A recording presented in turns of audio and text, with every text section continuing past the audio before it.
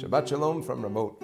This week's Parashat Mishpatim deals with the extensive laws of monetary dealings, interpersonal laws, damages, all sorts of laws pertaining to the running of a healthy society.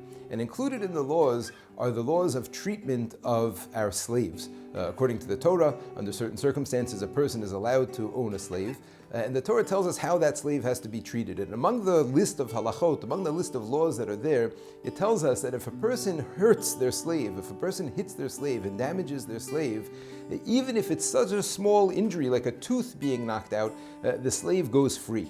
The slave is let free because their master hit the slave and knocked their tooth out.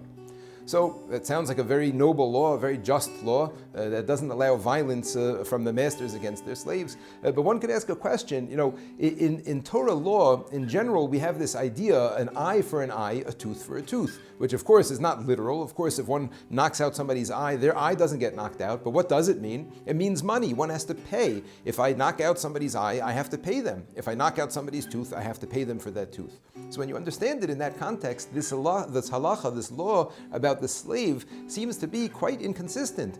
On the one hand, if I were to knock out the tooth of a fellow Jew, so I'd have to pay for his dentist fees, I'd have to pay for his pain and his suffering, but what are we talking about? A few $1,000s. The value of a slave could be hundreds of thousands of dollars. This is a property that is owned by a person, that the generations after them are owned by them. We're talking about a very, very significant financial loss just for knocking out a tooth.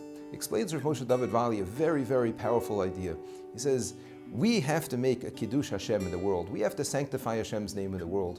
We can't have a situation where the slaves, where there's nobody else to stick up for them, they could be smacked around by their masters and nobody's going to stand up for them.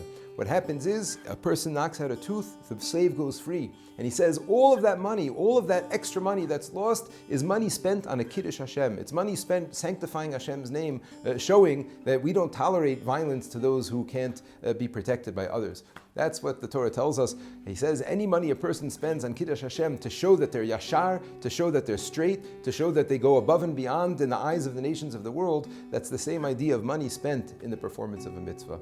Shabbat Shalom from remote.